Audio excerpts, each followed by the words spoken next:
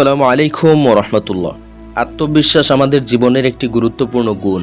এটি না থাকলে আমরা জীবনের কোনো ক্ষেত্রেই সফল হতে পারি না। আজকের এই ভিডিওতে আমরা জানব কোরআন এবং হাদিসের আলোকে আত্মবিশ্বাস বৃদ্ধি করার উপায় সম্পর্কে। আপনি যদি নিজের প্রতি আত্মবিশ্বাস বাড়াতে চান তাহলে আপনি সঠিক জায়গায় চলে এসেছেন।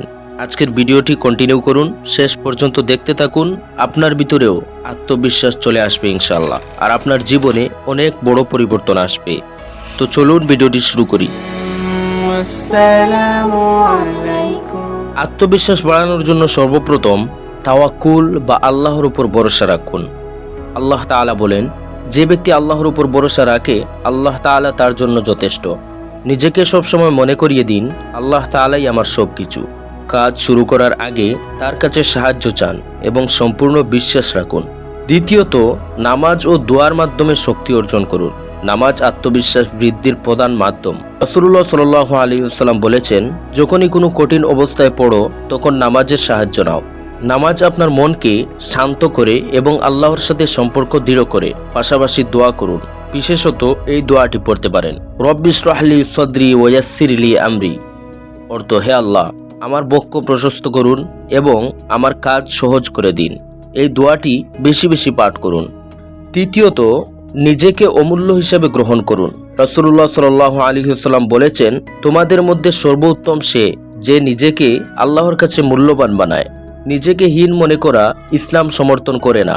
আল্লাহ তাআলা আমাদেরকে সুন্দরভাবে সৃষ্টি করেছেন, এটি মনে রাখা আত্মবিশ্বাস বাড়িয়ে দেয়। চতুর্থ, জ্ঞান অর্জনের মাধ্যমে সাহস বৃদ্ধি করুন। কোরআনুল কারীমের মধ্যে আল্লাহ তাআলা বলেন, তোমাদের মধ্যে যারা জ্ঞানী তাদের মর্যাদা বৃদ্ধি করা হবে। আপনার দক্ষতা এবং জ্ঞানের স্তর বাড়ালে আত্মবিশ্বাস স্বাভাবিকভাবেই বৃদ্ধি পাবে।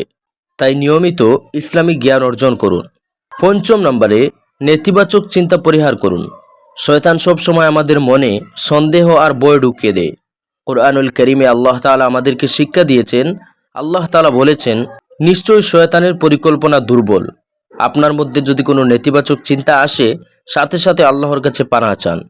আউযু বিল্লাহি মিনাশ শাইতানির রাজিম পড়ুন। ষষ্ঠ নাম্বার এবং সর্বশেষ যে কথাটি বলবো সেটা হচ্ছে, সৎ ও ইতিবাচক সঙ্গ বেছে নিন। ভালো বন্ধু আপনার আত্মবিশ্বাস বাড়াতে সাহায্য করবে।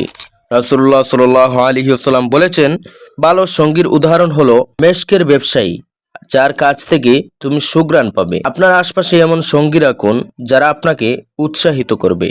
প্রিয় দর্শক, আত্মবিশ্বাস আল্লাহ তাআলার অনেক বড় নিয়ামত।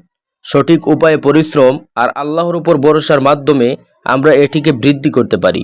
যদি এই ভিডিওটি ভালো লাগে তাহলে অবশ্যই লাইক, কমেন্ট, শেয়ার করুন। আর এরকম নতুন নতুন ভিডিও পেতে আমাদের চ্যানেলটি সাবস্ক্রাইব করুন। আল্লাহ হাফেজ।